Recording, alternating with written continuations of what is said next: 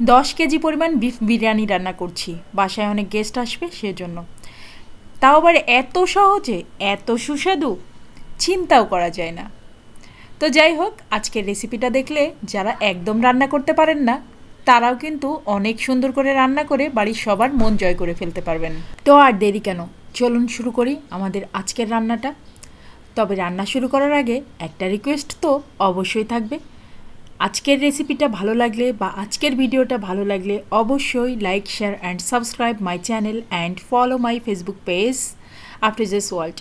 আর যারা অলরেডি আমার চ্যানেলটা সাবস্ক্রাইব করেছেন তাদেরকে জানাচ্ছি অনেক অনেক ধন্যবাদ আমার চ্যানেলটা সাবস্ক্রাইব করে চ্যানেলের সঙ্গেই থাকার জন্য। তো চলেন যাই আমার রান্নাঘরে। বিরিয়ানি রান্না করার জন্য যা যা দরকার সব কিছু নিয়ে নিয়েছি। এখানে 2 কেজি পরিমাণ পোলার চাল 70% সিদ্ধ করে নিয়েছি, পুরোপুরি সিদ্ধ করা যাবে না, 70% সিদ্ধ করে নিয়েছি। 1.5 কেজি পরিমাণ আলু ছিলে রেখেছি কেটে ধুয়ে। আর এখানে পেঁয়াজ কুচি নিয়েছি, গরুর মাংস নিয়েছি 6 কেজি পরিমাণ। তো এখন সব কিছু দিয়ে আমি বিরিয়ানিটা রান্না করব।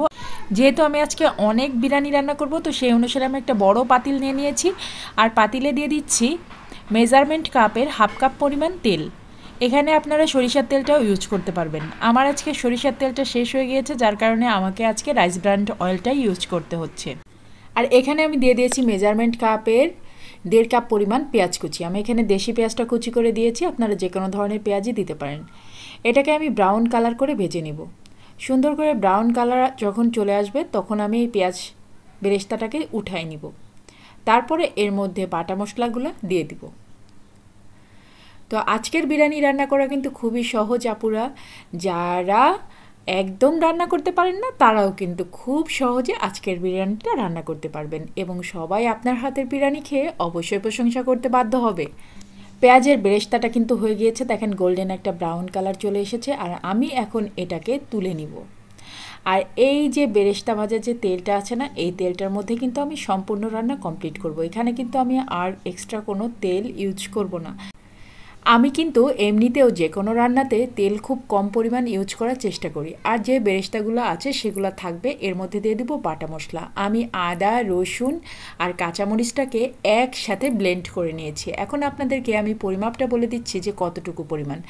আদা এখানে হবে 3 টেবিল চামচ, রসুন বাটাও হবে 3 টেবিল চামচ, আর মরিচটা আপনারা আপনাদের স্বাদ অনুসারে দিবেন। আমি এখানে মরিচ বাটাও দিয়েছি 2 টেবিল চামচ।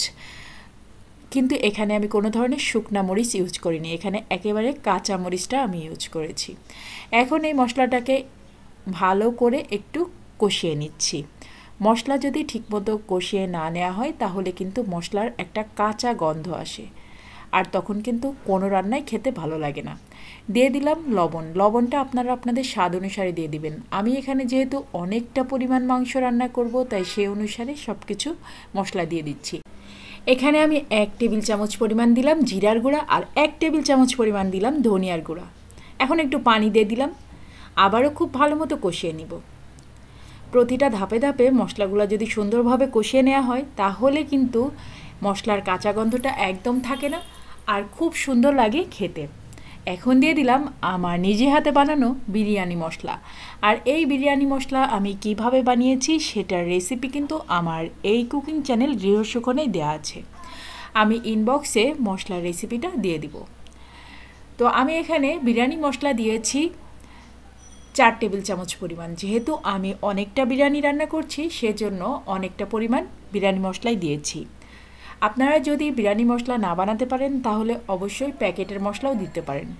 তো আমি যেহেতু এখানে অনেকটা মাংস রান্না করব, তো সেই অনুসারে আমি আমার নিজে হাতে বানানো বিরিয়ানি মশলা দিয়েছি। আর আপনারা যদি প্যাকেট মশলা ইউজ করেন সেক্ষেত্রে আপনাদের 3 প্যাকেট মশলা লাগবে। যে কোনো মশলা, বিরিয়ানি মশলা যে ব্র্যান্ডেরই নেন না কেন 3 প্যাকেট লাগবে। যেহেতু এখানে অনেকটা পরিমাণ রান্না করা হচ্ছে সেই অনুসারে আমি বললাম, কম রান্না করলে কম মশলা লাগবে। আর মশলার উপরেই দেয়া থাকে যে কতটুকু মাংসের জন্য কতটুকু মশলা। এখন মাংসটাকে আমি ঢাকনা দিয়ে ঢেকে রেখেছিলাম 10 মিনিটের মতো। আবারও নেড়ে চেড়ে দিচ্ছি। এভাবে নেড়ে চেড়েই মাংসটাকে রান্না করে নিতে হবে। ভালো করে কষিয়ে নেওয়ার পরে এর মধ্যে আমি কিছুটা পানি দিয়ে আবারও মাংসটাকে সিদ্ধ হতে দিব। যখন অনেক বিরিয়ানি রান্না করবেন তখন অবশ্যই একটা বড় পাতিল নেবেন, এতে করে রান্না করতে সুবিধা হবে। এবং অবশ্যই পাতিলটা মোটা তলা বিশিষ্ট নেবেন। যেমন এই পাতিলটা কিন্তু মোটা তলা বিশিষ্ট, তাই আমার রান্না করতে সুবিধা হয়েছে। এখন আমি এখানে পানি দিয়ে দিলাম।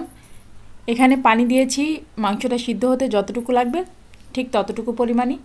আর এখন ঢাকনা দিয়ে ঢেকে দিব আধা ঘন্টার জন্য। আধা ঘন্টা পরে আপনাদেরকে দেখাচ্ছি, দেখেন আধা ঘন্টা পরে আমি ঢাকনাটা খুলে আপনাদেরকে দেখাচ্ছি। দেখেন মাংসটা কিন্তু সিদ্ধ হয়ে গিয়েছে, আর এরকম একটু একটু ঝোল আছে, আর এরকমই থাকবে এর মধ্যে। এখন আমি সেই সিদ্ধ করে রাখা যেই পোলার চালটা আমি 70% সিদ্ধ করে রেখেছিলাম সেটা এখন এর মধ্যে দিয়ে দিব।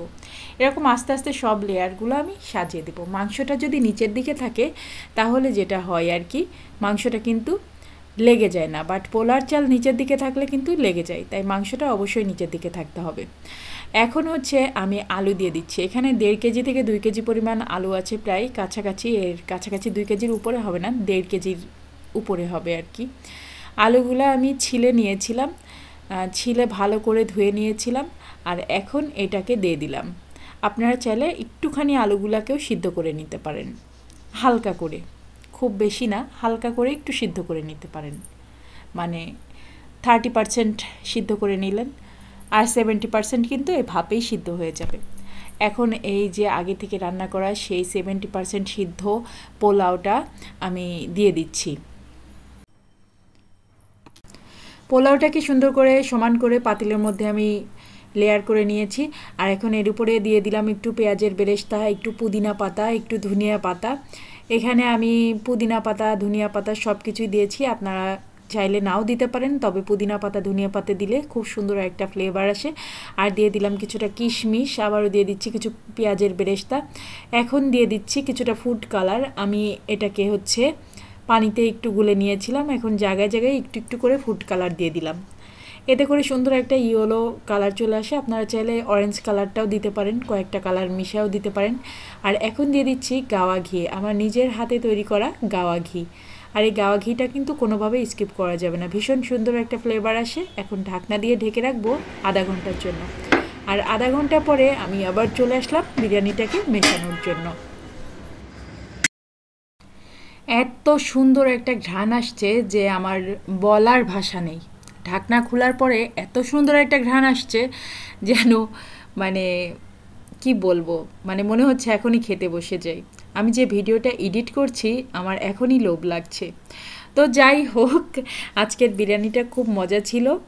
তো আমাদের বাসায় যেসব মেহমান খেতে এসেছিল তারা কিন্তু সবাই প্রচুর প্রশংসা করেছে। কেউ কেউ বলেছে মনে হচ্ছে হাজির বিরিয়ানি খাচ্ছি, কেউ কেউ বলেছে মনে হচ্ছে ফখরুদ্দিনের বিরিয়ানি খাচ্ছি।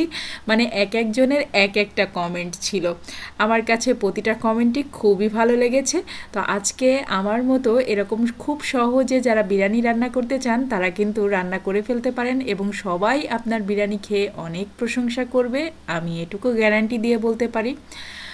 আর বিরিয়ানি রান্না করার সময় অবশ্যই চালের থেকে কিন্তু মাংসের পরিমাণ বেশি থাকতে হবে, এটা কিন্তু মনে রাখতে হবে। আমি আজকে 6 কেজি পরিমাণ গরুর মাংসের সাথে কিন্তু চাল দিয়েছি মাত্র 2 কেজি। তো যখন আমি মেশাতে পারছিলাম না বিরিয়ানিটা, অনেক বেশি বিরিয়ানি ছিল, তখন আমার হাজব্যান্ড আমাকে একটু হেল্প করেছে বিরিয়ানিটা মাখানোর জন্য। কারণ বিরিয়ানি মাখানো কিন্তু অনেক শক্তির ব্যাপার, আর বিশেষ করে এতগুলা বিরিয়ানি মাখানো অনেকটা খাটনির ব্যাপার। তো এই কাজটা আমার হাজব্যান্ড আমাকে একটু হেল্প করেছে। আমার আজকের রেসিপিটা আপনাদের কেমন লাগলো অবশ্যই কমেন্ট করে জানাবেন, আর ভালো লাগলে অবশ্যই like, share and subscribe my channel and follow my Facebook page Grihasukhan. আর যারা অলরেডি আমার ফেসবুক পেজটা ফলো করেছেন এবং আমার ইউটিউব চ্যানেলটা সাবস্ক্রাইব করেছেন তাদেরকে জানাচ্ছি অসংখ্য অসংখ্য ধন্যবাদ আমার চ্যানেলের সঙ্গেই থাকার জন্য এবং পেজের সঙ্গেই থাকার জন্য। তো বিরিয়ানির কিন্তু অনেক রেসিপি আমার এই চ্যানেলে দেওয়া আছে, আপনাদের প্রয়োজন মতো আপনারা দেখে নিতে পারেন। বিফ বিরিয়ানি, চিকেন বিরিয়ানি, অনেক রকম বিরিয়ানির রেসিপি আমার এই কুকিং চ্যানেল গৃহসুখনে দেয়া আছে। তাছাড়াও বিভিন্ন রকম রান্নার রেসিপি আমার এই চ্যানেলে আপলোড করা হয়, আপনারা চাইলেই আপনাদের প্রয়োজন মতো রেসিপিটা দেখে নিতে পারেন। আর আমার চ্যানেলে আমি সবসময় এমন সহজভাবে আপনাদেরকে রান্নাগুলো দেখানোর চেষ্টা করি, আর এমন এমন ইনগ্রিডিয়েন্টসগুলো ইউজ করার চেষ্টা করি যেটা সবসময় মানুষের হাতের কাছেই থাকে। আজকের রান্নায় যেসব ইনগ্রিডিয়েন্টসগুলো ইউজ করা হয়েছে, আমার মনে হয় সব রান্নাঘরেই এই উপকরণগুলো থাকে। আর খুব সহজেই সবাই কিন্তু এভাবে বিরিয়ানি রান্না করে নিতে পারবেন, খুব বেশি উপকরণের দরকার নেই। তো আজকের মতো বিদায়, আল্লাহ হাফেজ, সবাই ভালো থাকবেন। আমার বাচ্চাদের জন্য, আমার পরিবারের জন্য সবাই দোয়া করবেন, কেমন?